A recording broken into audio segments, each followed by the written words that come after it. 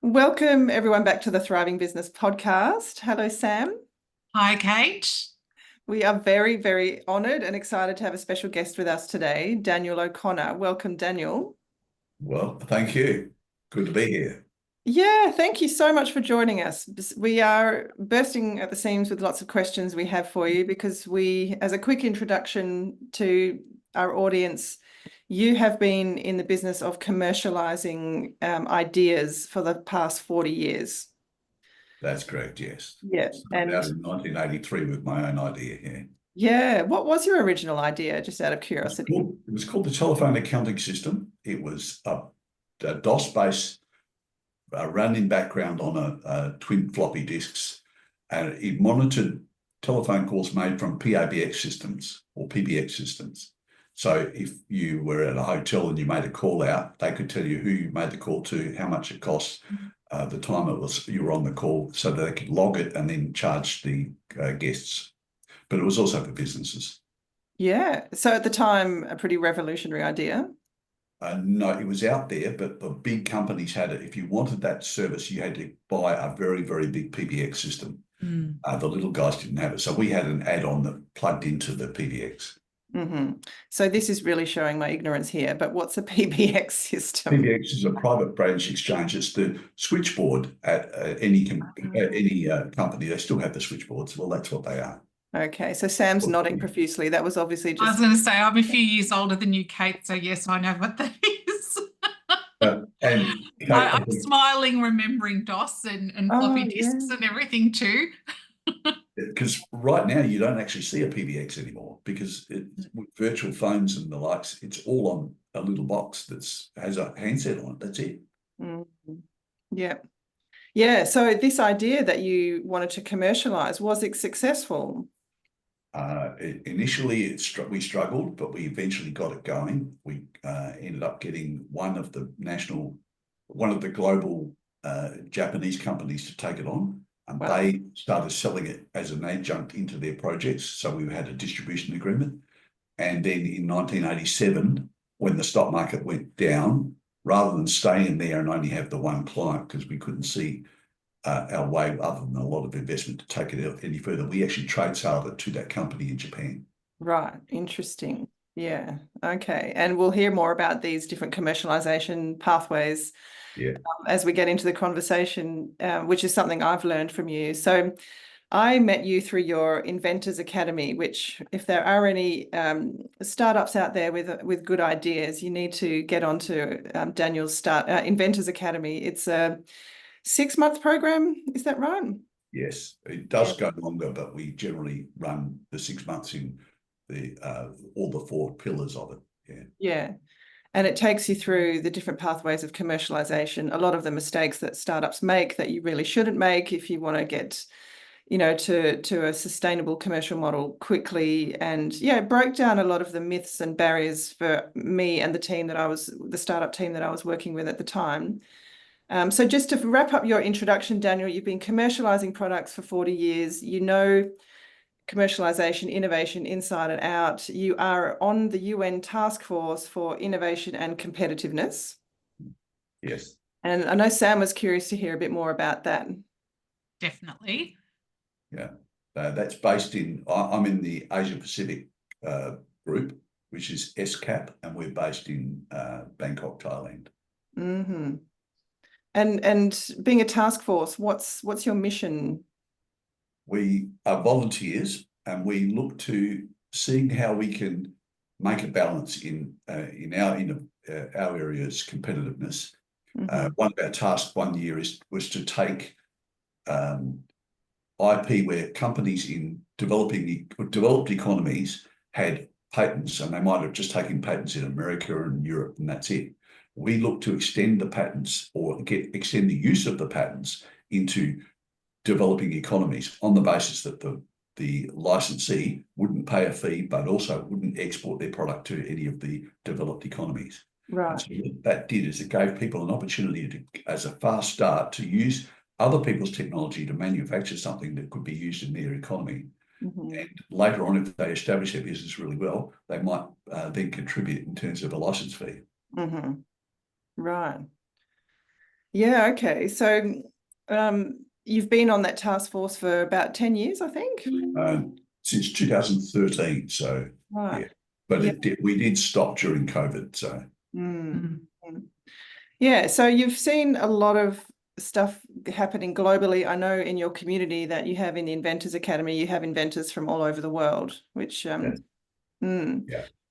And so yeah, we thought that a good topic to discuss with you today and to unpack is what it really takes to attract funding for your startup. And hint, it's not wealthy investors. Now, this is a topic that I was particularly keen to get your thoughts on, because this is something that I learned through your academy. In the project that the tech startup project that I worked on, I'm sure we approached it like every startup that you've probably seen along the way. And we think we have this amazing idea. There's got to be someone sitting around with a big wallet who wants to invest in this amazing idea, right? And I remember you saying really early on, it was a bit too late for us because we'd sort of progressed too far down the path of getting into debt and so on for decisions that, as so many startups, we spend our money on the wrong things at the wrong time, right? So unfortunately, we learned all those hard lessons. But I do remember you saying very early on in the piece, you've got to let go of this idea that there's a wealthy person sitting around with a big wallet that just wants to invest in your idea. So can you tell us a bit more about this myth? And Sure. Mm. Let's take that. Let's call them a whale. And those whales do exist, and they have a lot of money, but they become wealthy for a very good reason. They take advice from the right people. And so chances are there's very few of those that wouldn't be surrounded by a good, solid team of advisors. They might be financial planners, financial advisors, accountants, lawyers, you name it.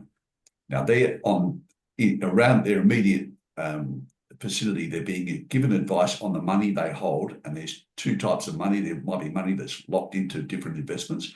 There's also free money that's loose and they're able to allocate to different places. Mm-hmm. Now, when you pitch to someone like that, their first reaction might be, I love the product. That doesn't give you a business case and it doesn't give you their money. They might say yes, and then they go and start their due diligence process. And if that happens, they're going to present this secondhand to these advisors. And the one thing it does to those advisors is it means that there is, let's say, $1 million that you're looking for is going to come out of that little slush fund and disappear for an indeterminate amount of time for unknown return and with a high risk or indeterminate risk. So it becomes quite a dubious operation, and they don't like it because they're losing control of money. So chances are the advice that whale is going to get will be all about drop what you've got, don't worry about it, it's too much high risk, get out of it, go back to something safe. Now, on the other side of it, they've also got opportunities presented every day, but the most valuable opportunities might actually be something where they can liquidate immediately, such as the stock exchange. Mm-hmm. So I can buy $1 million worth of equity in a company that I can see has just discovered something or developed something and are ready to go. And I can sit on that for 3 months and then liquidate it simply by one phone call to a broker. And so those people have a lot more options than others. But we find that what a lot of investors look for is, firstly, they look for a crowd. They look for, let's say, 100 investors or 10 investors. And that creates another problem in itself in terms of turning your life into, or another role you get put, another hat you have to wear is investor relations. So you probably spend every Monday, half a Monday, fielding phone calls from all these people saying, yeah, we're doing well, we're okay, things are happening, or we slowed down here, whatever. And that just drags it out until you start producing a newsletter. And that's pretty hard if you've only got under 100 investors. So they're less attractive all the time. But where we go is we hunt in a different space. Mm-hmm. So we know that the people or the entities in your industry or your market that you're targeting have a greater need for this and also have far more leverages. Mm-hmm. And so we know that we can use all of that and mitigate their risk. So we don't talk about return on investment, which is the primary thing we're all taught in MBA school. talk about the return on investment. It's not important. So we talk about risk and risk mitigation. So if we're asking for $1 million, we see how we can offset that $1 million with $1 million worth of risk mitigation, usually within the first year. And it can be quite easy to do in times. Yeah, and I remember, so you in the Inventors Academy gave us a list of 6 things that investors look for in a good deal, and yes, return on investment was number 6 on the bottom of that list. That's right. That's why we mentioned it as 6 different items, because people think of top 10, but the number 6 is return on investment. And so what the thing that really broke me when I found this was that means there are 5 more important ways of more important selection criteria for investment for these investors. Now, I should give you a quick history on how we came about that. This is in 2014, 2015, one of our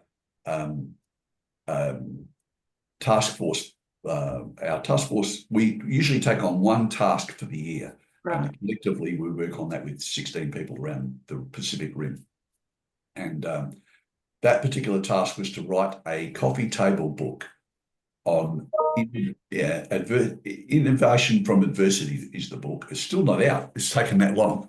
They said 5 years. It's probably been 8 years, but we've had COVID. So now that book was we tallied up 88 people we were going to interview in developing economies, people that didn't have access to universities, money, that is a reliable banking system that would front up money for investors or early stage or founders.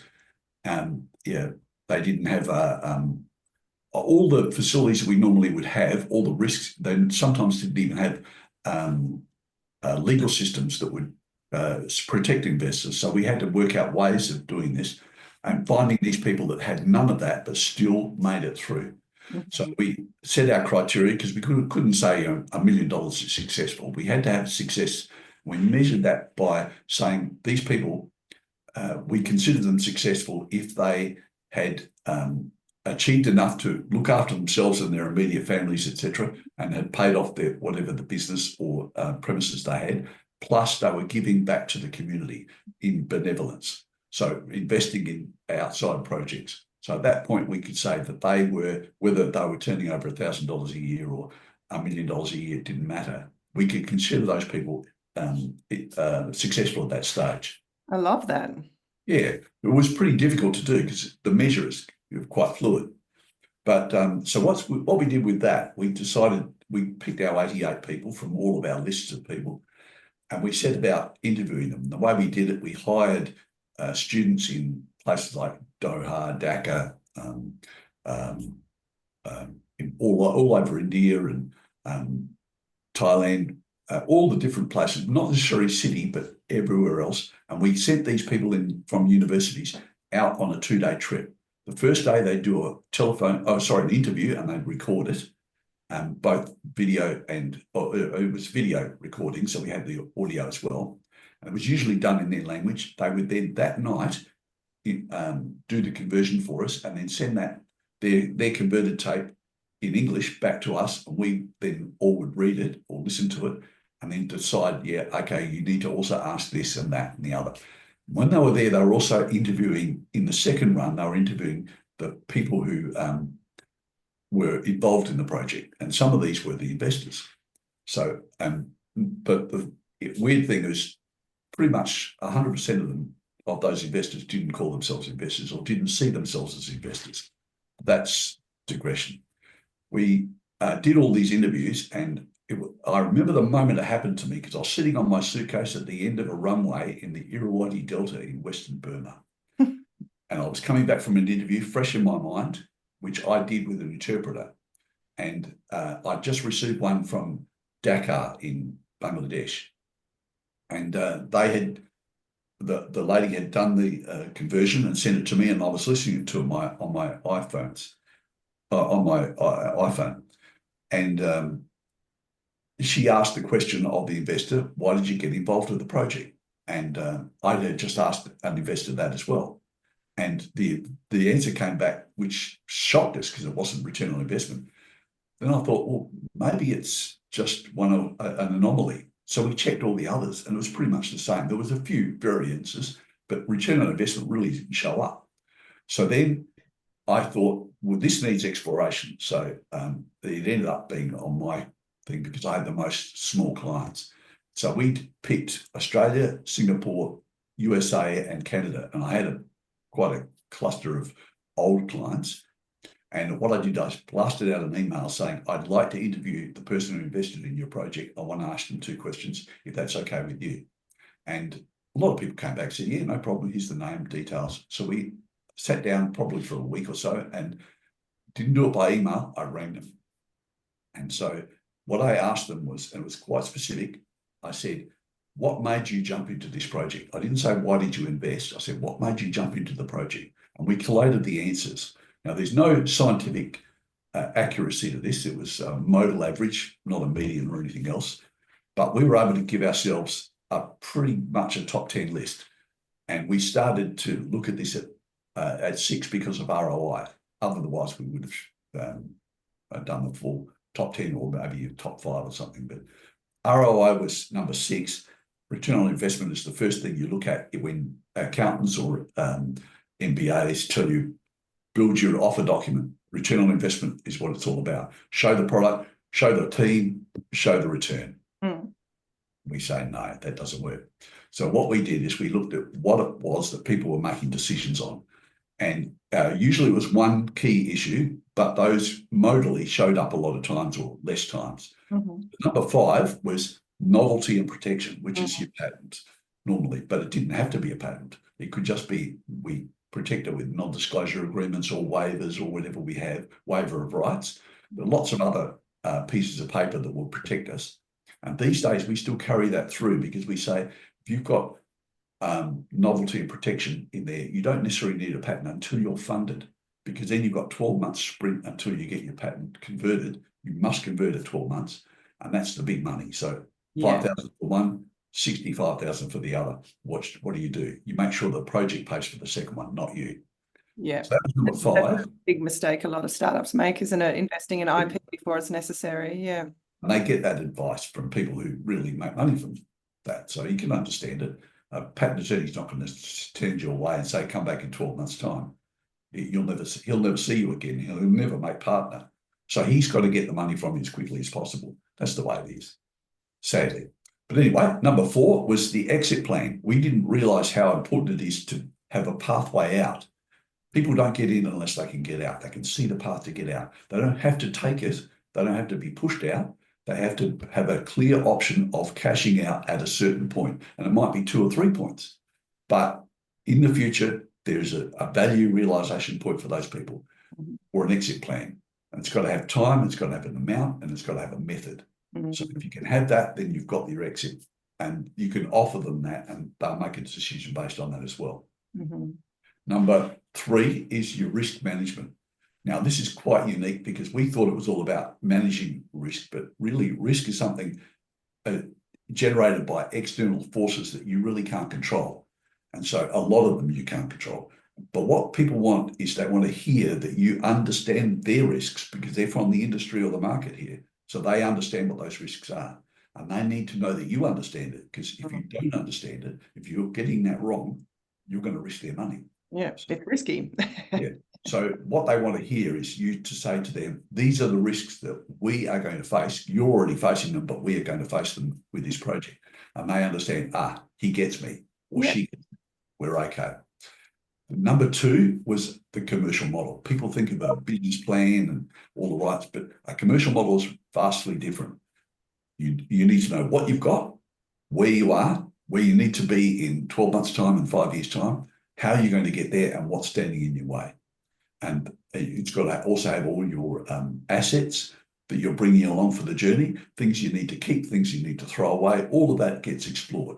And we do that commercial model. It takes us 4 hours, and we start with 244 questions and it blows out to about 500 data points on a mind map. So it's huge, but well worth it. You've been through it, Kate, you understand. Yeah.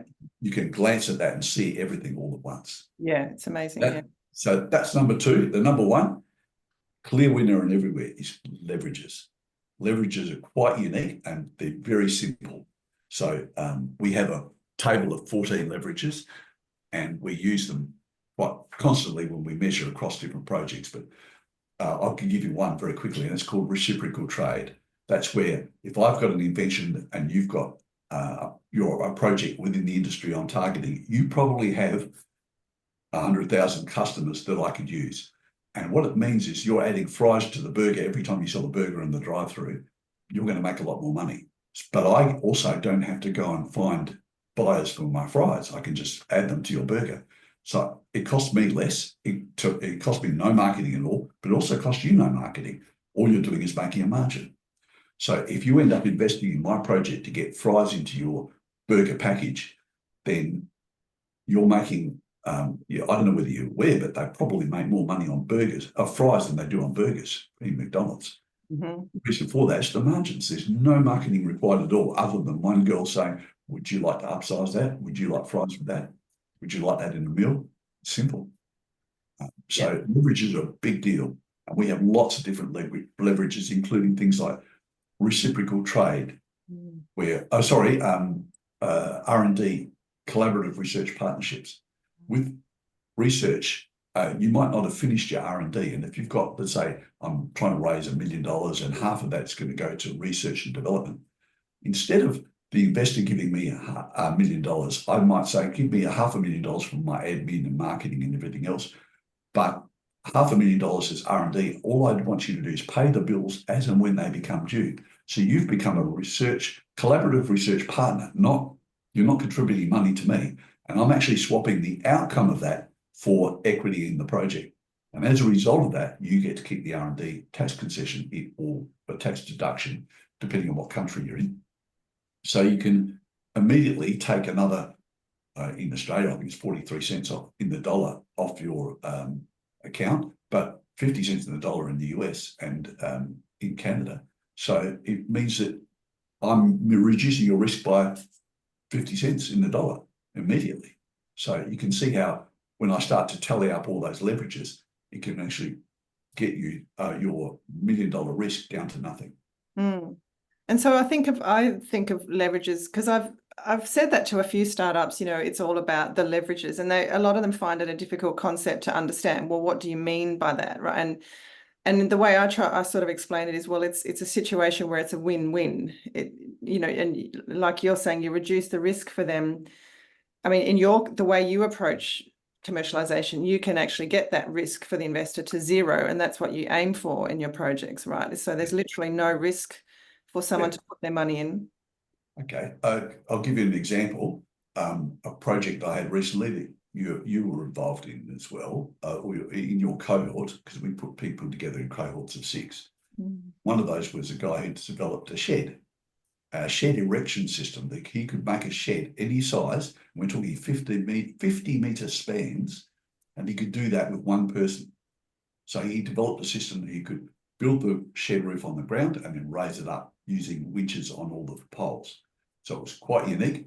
But what we did is we went along to the existing shed distributors, and we said, give us one of the projects that you quoted, you should have got, but you didn't get because of the cost of installation. And we'll turn that into a sale and share it with you. And it was pretty easy. Everyone lining up saying, I've got 16 of there here and I've got 4 over here, and because of distance, coordination. And what I didn't realize is big farm sheds, they might pay $100,000 for a farm shed, but $60,000 for install. And these guys were saying, no, it only costs you an extra $4,000 because you do it yourself. There's no lifting, there's no heavy equipment needed, there's no scaffolding, no scissor lift raising up, there's no cranes, nothing, just winches, hand winches, one on every pole. Pretty easy, isn't it? So their leverages were very, very clear. And their risk was nil, because we were saying, you want to try us out? Give us a project that you have quoted for that you didn't get. We'll show you how to get it. Well, they had nothing to lose and everything to gain by going into that. And I think that's the position you try to get startups into, isn't it? It's like whatever you pitch to the so-called investor, there's nothing to lose and everything to gain by going into it, which is the total opposite to, a very high risk startup that's going to someone, and it's all risk, isn't it? Yeah. So what questions are coming up for you, Sam? Oh, lots of them, because I think for starters, I'd like to talk about the IP itself. Yeah. And at what point, we spoke earlier about how people are jumping straight into patents and things like that for their IP. But at what point should they really be thinking about IP? And I often talk to people who actually don't even acknowledge they have IP. They haven't even had that realization. Yes, it can happen, particularly in corporations, and they find out about it from the person who left and started up his own company with the technology Yes. that they developed. I've seen that a lot of times. We have another program called our Level 3 program, which we do for corporates. And we had a client in there last year who did 6 projects at once globally. Now, they're a company that does $15 billion a year turnover and have 50,000 staff worldwide. And they took 6 projects, and one of those projects was worth, they actually replicated it 31 times, or they're going to, that hasn't happened yet. But their first one was 60-something million US of sale of their product. So, and they've got 31 orders for 31 of them. So just huge. And that was because they realized, well, we've got a lot of technology here. Maybe we can own that. We help them capture it, identify it, protect it, commercialise it, monetize it, and then later on they'll sell it out because it's not core business. Yes. So, I'm curious to know about, many businesses may have IP that they're not recognizing because it could be something that, it could be an existing product or service or idea that they've then adapted to their business. At what point does it transition from being somebody else's IP to something that you've actually created yourself? we tend to get hung up on ownership of the IP. But in fact, if we can leverage the IP, it doesn't matter whether we own it or not. If we're first in, we'll own it. And we don't have to protect it. We just have to monetize it effectively. So I'm more about monetizing it, and the protection I give a project early is not a patent. I tend to go for non-disclosure agreements, waiver of rights, non-compete agreements with all the people who are working on the project with me. And then as I evolve it and monetize it, then I would look to making sure that the project itself can pay for the patents rather than me pay for it, because I don't want to reach into my pocket. And if I take a provisional patent, it might cost me from $300 if I do it myself, up to $5,000 if I use a competent patent attorney, and there are good ones out there that will do all the drafting and everything else for you. But the conversion of that, which is exactly 12 months later, you must convert or you lose your patent, that can be anywhere from $60,000 to $400,000, depending on what countries you allocate. So it can be huge. And so you have to be very careful that making sure that you can, you only try to protect the countries that you believe your market exists in, or you can prove you can commercialise. And secondly, you need to know that, that with the project itself, you've got everything you own. But when the money comes into, when the bills come in to pay the patent attorneys, the project itself can pay for it. So you're not having to reach in your pocket. Most important. So you talk a lot, Daniel, in the Inventors Academy about chasing the first cash generating transaction. Yes. And you try to do it as quickly as possible because obviously cash flow keeps an idea alive and moving, and lack of cash flow does the opposite, as we know. Yeah, so that first cash generating transaction, can you talk to us a bit about that? It's absolutely essential that you get your project operational, and that means it's got to pay for itself. So the significant cash generating transaction needs to give you cash flow positive, but not profit. Doesn't necessarily make profit yet. So what we're trying to do is when we focus people, because the old adage, I think it was Confucius that said, a fox who chases many rabbits catches none. So we want you to focus on one thing in that course, and we give you 4 options. That is modest capital raise, a distribution agreement, a license agreement, or a trade sale, nothing else.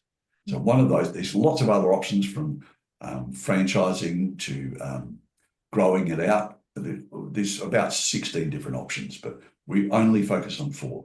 And because of that, we can pretty much generate it that cash generating transaction within 3 months or 6 months, up to 6 months, depending on how long you're in the program or how committed you are to making this happen. We ask for between 4 and 9 hours a week from an inventor. We ask for one of those focused only, and then we set the plan according to that to make sure it all happens. So your 500 data points on your mind map are all geared to that one significant cash generating transaction. The whole purpose of it is that's your first. And then you might then replicate that with another distribution agreement in another region or country or whatever, and several others, and keep going. But I'm with you for 6 months, so I want to make sure that you can do as many of those as you can. But the first one is the most important. After that, you might say, well, I've got a distribution agreement. Now I might do a license for EU or a trade sale with a buyback for the whole of the world, and not just buy back my local market. That can be done. So, and if that happens, the all-important thing is once you've got the first one, the next one is easier and easier and easier. And if you line up 6 or 10 or 50 of those all at once, or happens sequentially, then what happens is you get to what we call pre-scale. So my journey for inventors is from post-ideation, which is when they've finalised what the product is, the idea is, right through to pre-scale. And pre-scale is where you're handing it off to private equity funds, venture capital, or large investors. And these are the ones that you normally would think of as investors. And they look at a project and they say, they have their own selection criteria. It's totally different from what we think. Yeah. They look at a project and they say, if I can put 10 times the equity into that, will I get 100 times the output? They can answer yes, they're interested. There are other things, including, for instance, does that fit the market, my expertise in my market? They all have a Rolodex. I'm showing my age there, of all their contacts. And those contacts, of course, might be in the aviation industry, might be in the IT industry, might be in pharmacology. So they only want to deal in that because they know they can step out deals a lot quicker. Yeah. That's another big myth I noticed that startups have in their head, that they're going to attract a venture capitalist. And, you know, the number of times I've explained to people, well, you're not going to be even considered remotely unless you have a proven business model, you're generating revenue. Is it at this stage you're generating profit as well, I imagine? And it's about scalability, is that right? This is what yeah. How can we scale this to make it worth our while? Yeah. Because they're going to take a big chunk of it.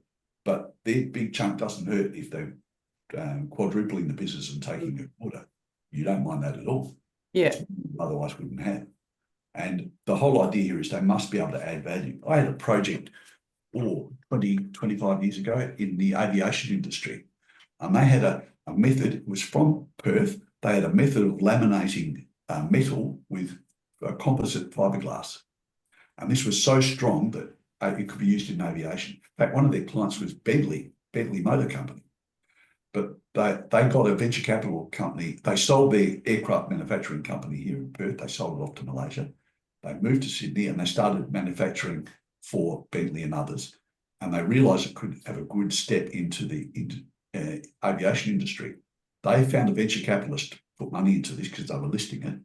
And the venture capitalist said, my expertise is aviation.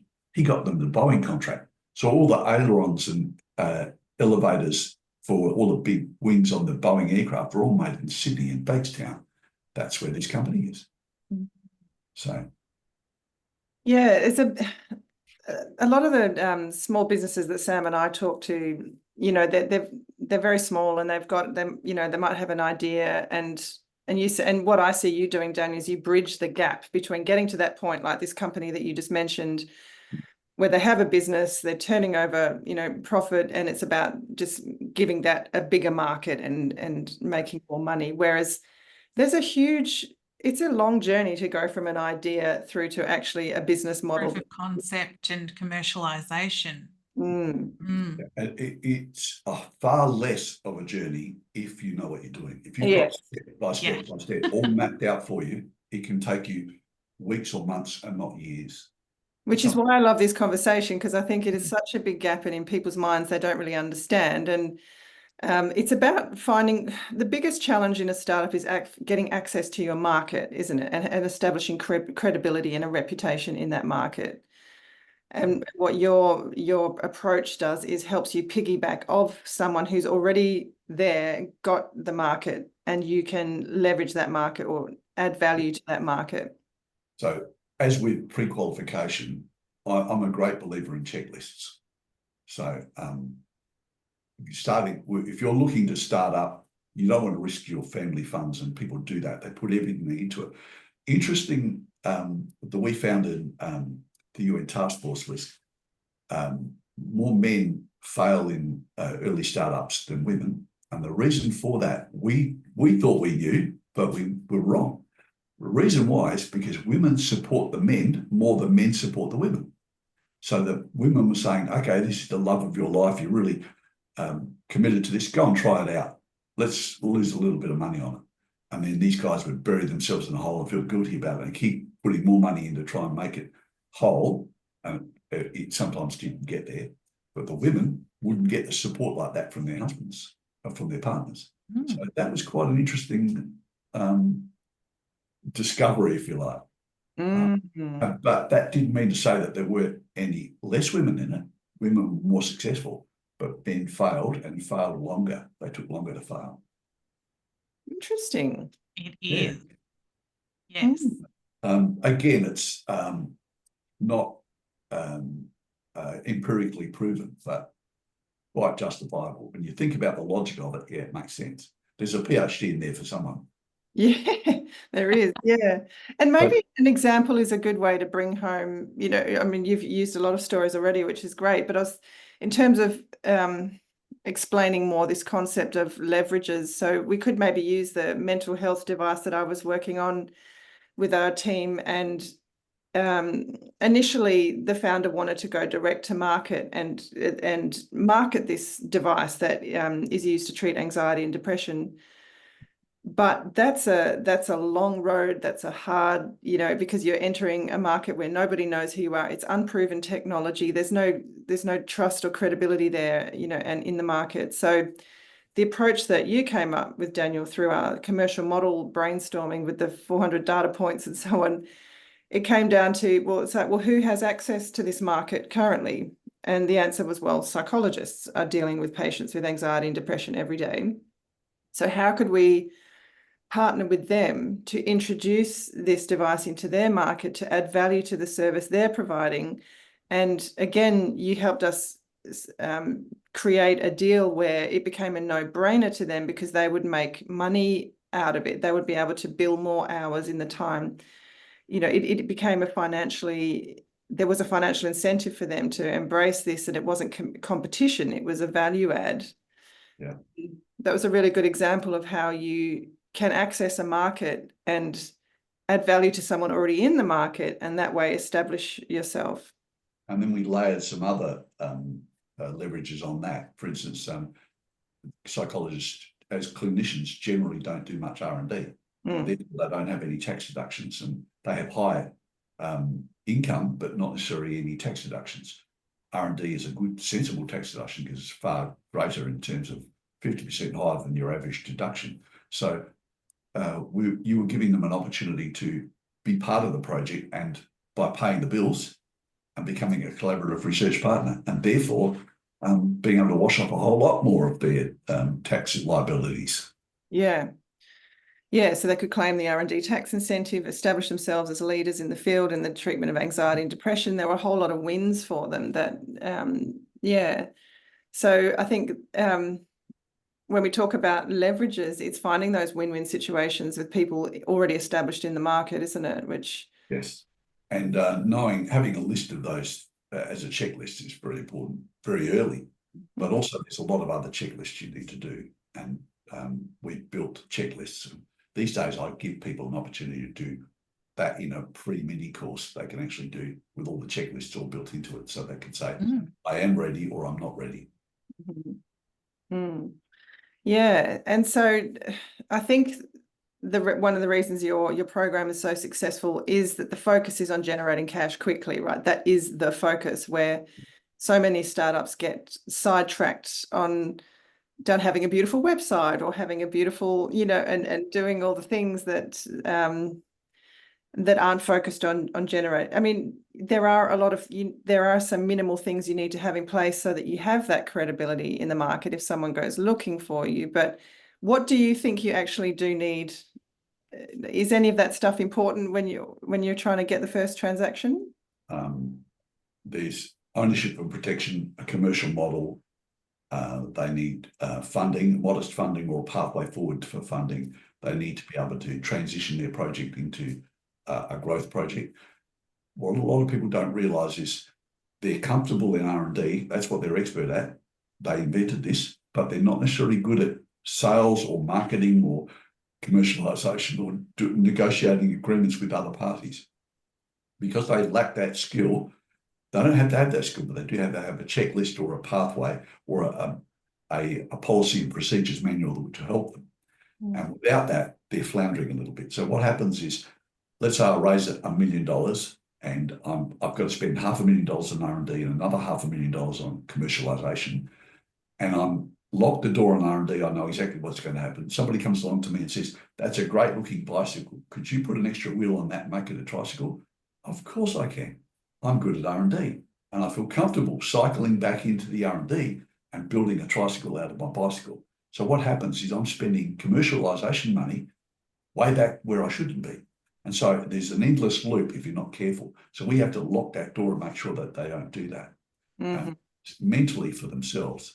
Otherwise, it's very easy to go back to where you're comfortable. And so, so what we do is we say, here's the allocation of funds. This is what we do, and this is why we do it. So it is a very clear shift in project approach, isn't it? It's like, here you're doing R&D, you're proving the concept, you're refining the product to make it ready for market, and now lock that down. Now it's about commercializing.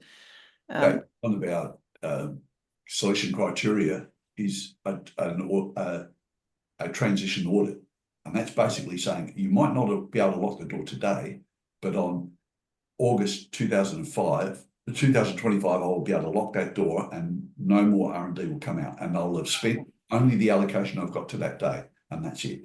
So, and I'll have a product, and then anything else is iteration 2 or variant 2 or 2.0, whatever it is. And so I'm not going to worry about it. And so otherwise you'll always keep changing.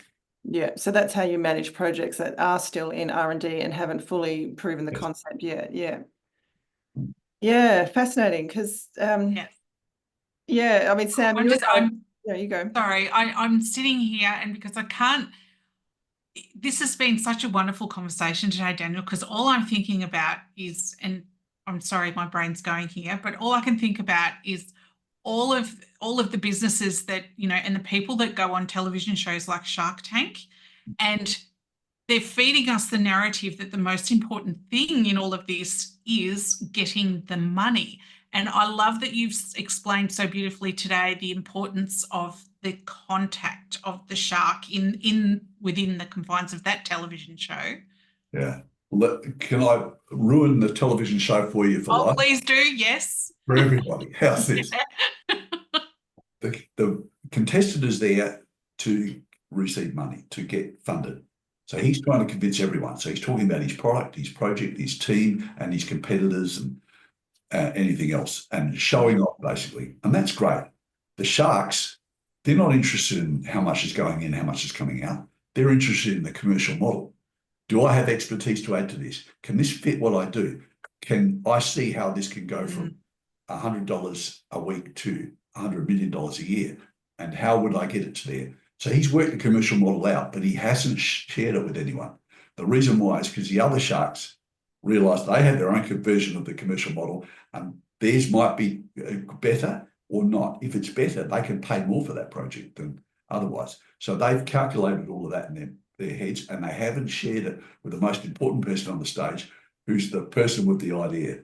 Because they are still thinking about, how do I get this guy to put money, give me money so I can build 100 ideas, 100 of these products. Yeah. Nothing to do with that. So what you're saying is the sharks are sitting there actually mulling over point number 1 and 2 of your 6 investor things, which is leverages in the commercial model. Absolutely. They've nailed that before they started. They looked at it and said, okay, how can I make this affordable, profitable, and lucrative, and still have an exit? It's also looking at the exit. And yet the inventors are focusing on the last point, return on investment, typically, aren't they, when they're pitching and so. Sometimes they're talking about themselves, and sometimes they're talking about what great product they have. People get carried away with how nice my product is. And in fact, the product has no value, has no value at all. The value is in the commercial model you wrap around the project or the product or the idea or the service, because it can be a service. Yes, I often look at that show and I get really frustrated sometimes with the people that are there, because they're offered money for a certain percentage of their business, and they're so focused on holding on to the business and holding on to ownership of the product. And I think, like, give up some of this share, because it's going to be multiplied drastically when you have the involvement of this person. It's a lot easier when you get to venture capitalists, because they are saying, okay, you've got a $5 million turnover. We think of startups as projects that don't have income. Americans think of startups of under $10 million a year. Yes, that definitely technology is very important, isn't it? We call them scale-ups. So, but when they look at a startup, they're saying, can I pour a whole lot of cash into this, or assets, or tap my marketing channel into this and create a beast? If they can, they're interested, very interested. Otherwise, no, it doesn't. It's too much work. So what do they call startups in our version in America? Scale-ups. Oh, no, sorry, no, early stage. It's not. It's an invention. They don't think of it like that. So we scale-ups at their start. Yeah. So in America, it goes from an early stage invention to a startup, which means they have a business model, they're generating revenue, and And there in between is friends and family. That's it. Yeah. So friends and family can come up with $1 million here in business. Wow. And that's a lot rarer for us. Yeah. Yeah.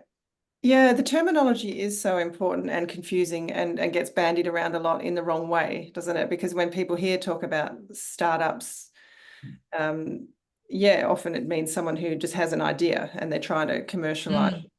Whereas a scale up is the point everyone's trying to get to, where they can attract funding because they've reduced the risk, proven the commercial model and all of that. But it's a big gap to go from an idea to a scale up, isn't it? And that journey is called the early stage commercialization.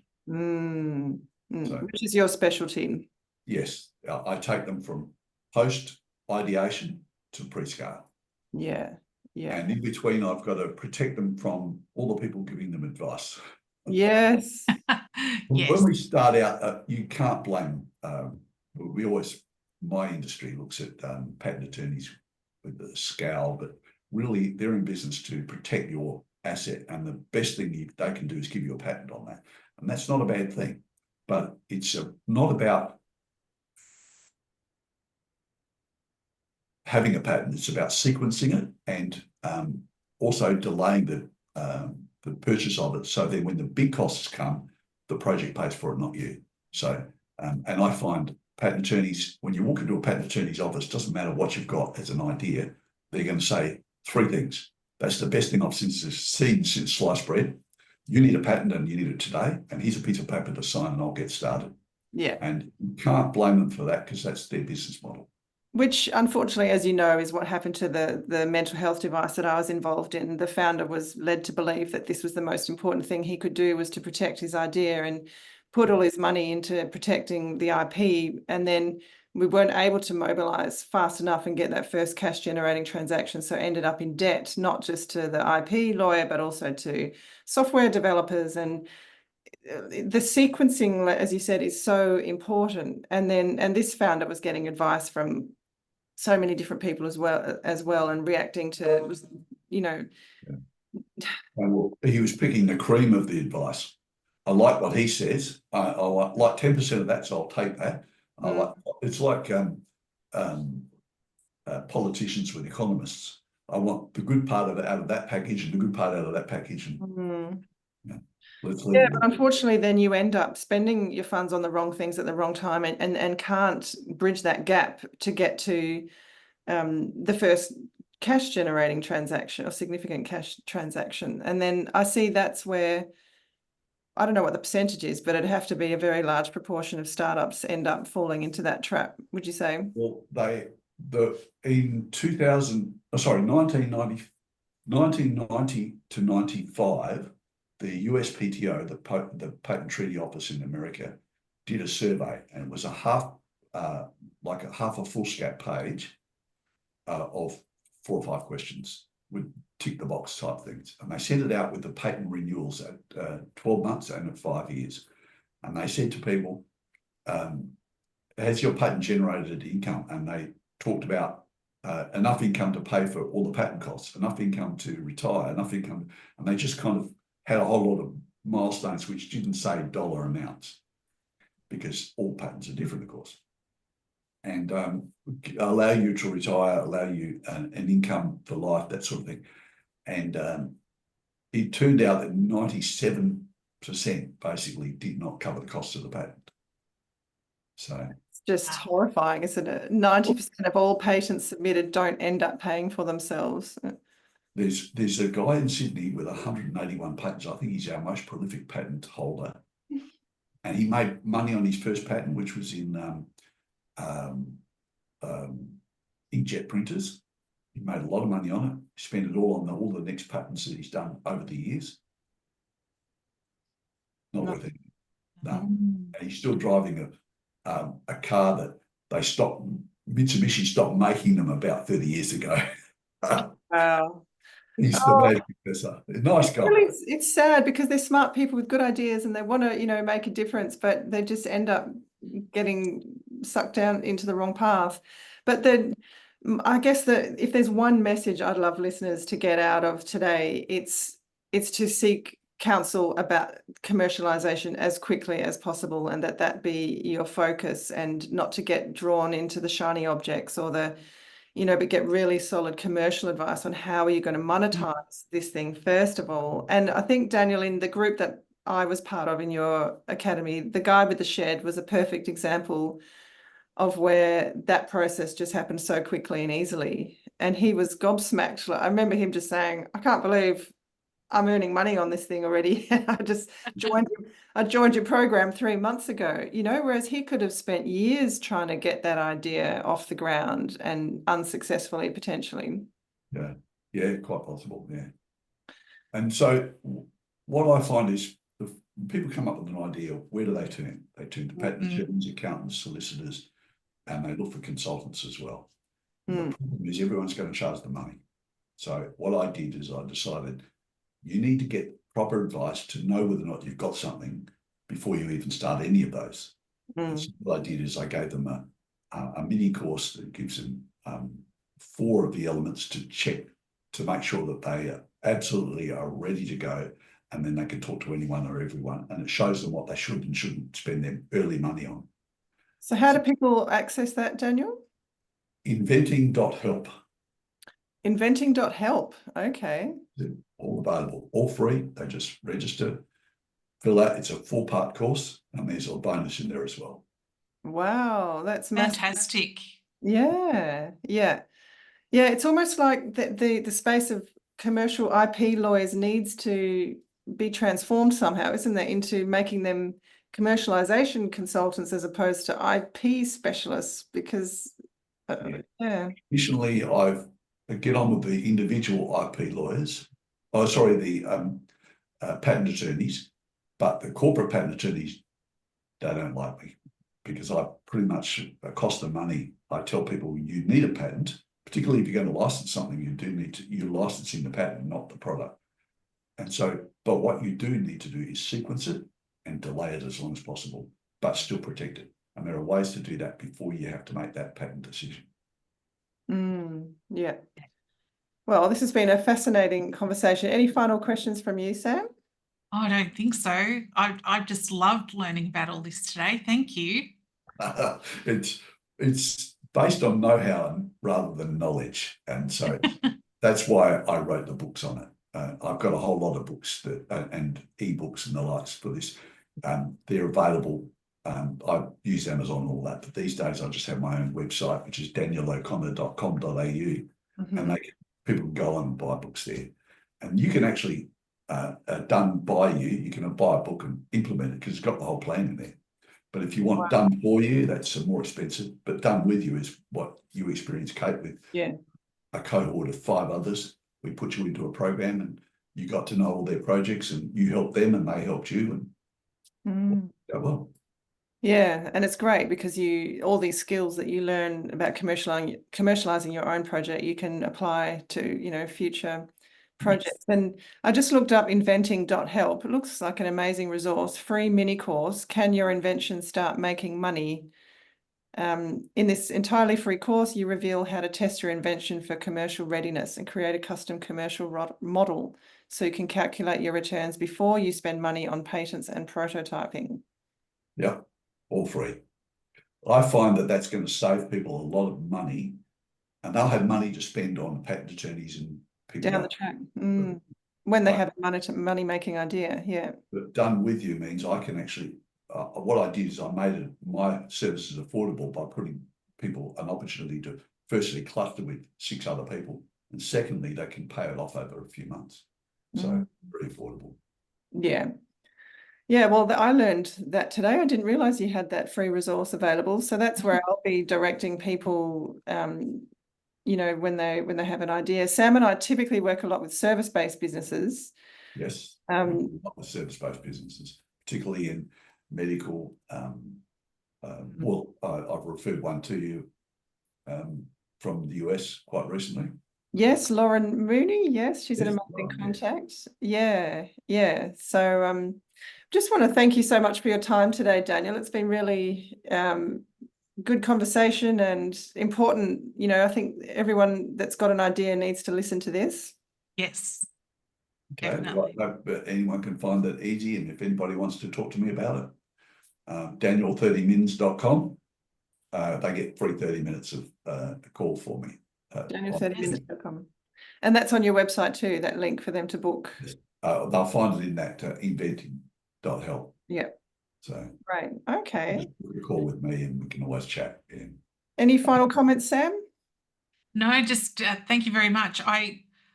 It's funny how the world works, because I actually had somebody, and I was somewhere else, and I was just having a conversation with someone, and they found out what I did, and they actually have an idea for a product. And I was very excited about the call today, because I thought, I'm going to learn so much here. And now I'm going to email them and send them the links that you've shared today to get them started. Good. But yeah. I hope it helps them. It was all designed to, firstly, make sure that people who really didn't have a good enough idea knew it and didn't spend the money that they shouldn't spend. Yes. Secondly, those who did knew what not to spend their money on now, or what to spend their money on now and what to spend it on in the future. So the whole idea is really to save people and keep them in the hunt for commercialisation. Because once you reach that first tipping point, your first significant cash generating transaction, everything's easier. That's right. Your risks dissipate. The same philosophy applies to service-based businesses, doesn't it, Sam? I mean, the number of people that come to us that have spent all their precious funds, on things that they don't need, or shiny objects, or a 10,000 program that, was, whereas Sam and I always say, just get a clear offer and go to market, just. Oh, yes. There are so many commonalities here, with when Daniel said the one thing, and also with making sure that, yes, that your money is going in the right direction, and not building something that you're not sure is going to be monetized. And also for some of the inventors, so part of their problem is they might have 50 ideas, and I have to close the doors on nearly all of them, and only one project gets forward. If I can get you focused on one project for one commercial objective, you'll make money, and you can then spend that money on making that more successful, or go back and get another one. Doesn't matter.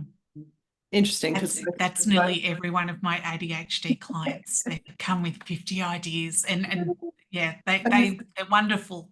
creative thinkers. I was Yes. going to say the creators are the ones that struggle to focus on one single idea.